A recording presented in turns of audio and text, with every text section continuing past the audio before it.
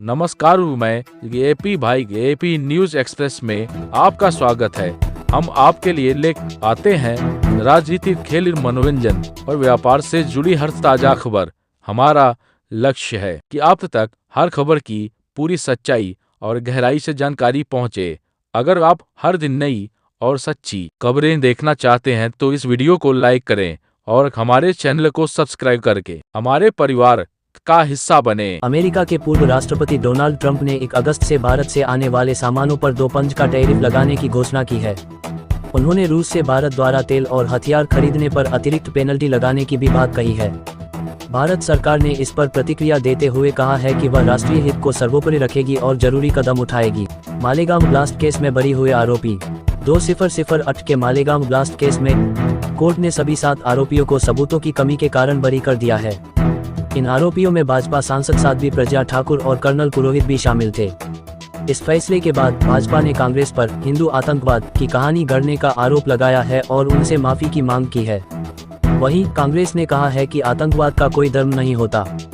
प्रधानमंत्री नरेंद्र मोदी 2 अगस्त को किसानों के खाते में पीएम किसान सम्मान निधि योजना की 2/2 किस्त जारी करेंगे।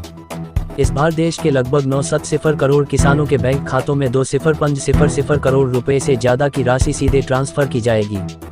यह किस्त प्रधानमंत्री के संसदीय क्षेत्र वाराणसी से जारी की जाएगी। इसके लिए किसानों को कुछ जरूरी काम जैसे KYC और बैंक खाते को आधार से लिंक करना पूरा करना अनिवार्य है। UPI से जुड़े नए नियम लागू आज यानी 1 अगस्त से UPI के नए नियम लागू हो रहे हैं। इन नियमों के तहत अब आप दिन में केवल 50 बार ही अपना बैंक बैलेंस चेक कर पाएंगे। इसके अलावा एक ही दिन में आप 25 बार से ज्यादा अपने लिंक किए गए अकाउंट की लिस्ट नहीं देख पाएंगे।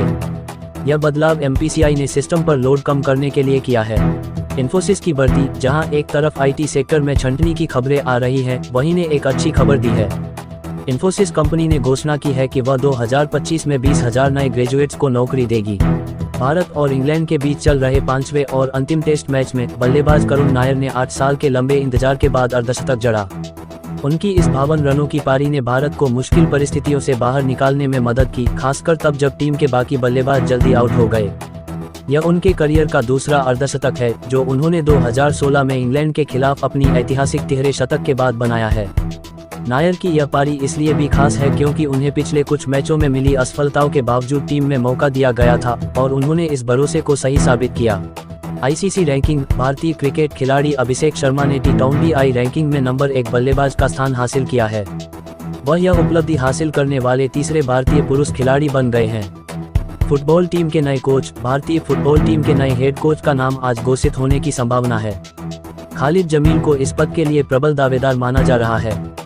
IPL ट्रेड, खबर है कि कोलकाता नाइट राइडर्स IPL 2026 के लिए KL राहुल को अपनी टीम में शामिल करना चाहती है और उन्हें कप्तानी की पेशकश भी कर सकती है। उत्तर भारत, दिल्ली NCR, आज दिल्ली NCR में गरज चमक के साथ हल्की बारिश हो सकती है।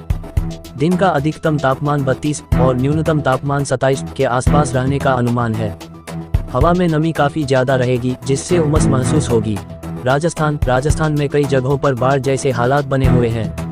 भारी बारिश के चलते नदियों का जलस्तर बढ़ गया है, जिससे लोगों को परेशानी हो रही है। पूर्वी और पश्चिमी भारत, बिहार, पश्चिम बंगाल, इन राज्यों में भी आज भारी बारिश का अलर्ट जारी किया गया है। मौसम विभाग ने लोगों को सतर्क रहने की सलाह दी है। मुंबई में भी आज बारिश का दौर जारी रहेगा।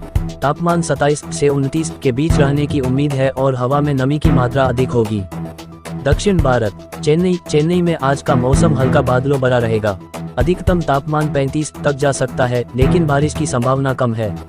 24 कैरेट सोना, दिल्ली में 10 ग्राम 24 कैरेट सोने का भाव लगभग 1,180 है, जबकि मुंबई में यह 1,02,099 के आसपास है।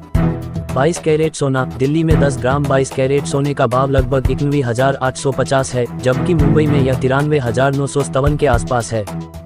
चांदी के भाव में भी पिछले कुछ दिनों की तुलना में थोड़ी स्थिरता है। आज दिल्ली और मुंबई में 1 किलोग्राम चांदी का भाव लगभग 1,15,000 है। वहीं चेन्नई और हैदराबाद जैसे शहरों में यह भाव थोड़ा ज्यादा, लगभग 1,25,000 के आसपास है। दिल्ली सरकार आज 1 अगस्त से 1 महीने तक चलने वाले स्वच्छता अभियान की शुरुआत कर रही है। मुख्यमंत्री रेखा गुप्ता के नेतृत्व में शुरू किए गए इस अभियान का उद्देश्य दिल्ली को और अधिक स्वच्छ बनाना है। इस अभियान में सबसे स्वच्छ RWA वार्ड और विधानसभा क्षेत्रों को 10 लाख से 1 करोड़ रुपए तक के नकद पुरस्कार दिए जाएंगे। स्कूलों और सरकारी दफ्तरों में आज से ही सफाई अभियान शुरू हो गया है। आज 1 अगस्त से गोरखपुर लिंक एक्सप्रेसवे पर टोल टैक्स की वसूली शुरू हो गई है। यह एक्सप्रेसवे पूर्वांचल के 4 जिलों गोरखपुर, अंबेडकर नगर, संत कबीर नगर और आजमगढ़ को लखनऊ से सीधे जोड़ता है। टोल दरें 2 पहिया, तिपहिया वाहनों के लिए एक तरफा यात्रा का शुल्क 140 तय किया गया है, जबकि कार, जीप और वैन के लिए यह शुल्क 285 होगा। महत्व, इस एक्सप्रेसवे से यात्रा का समय कम होगा और पूर्वी उत्तर प्रदेश का विकास होगा।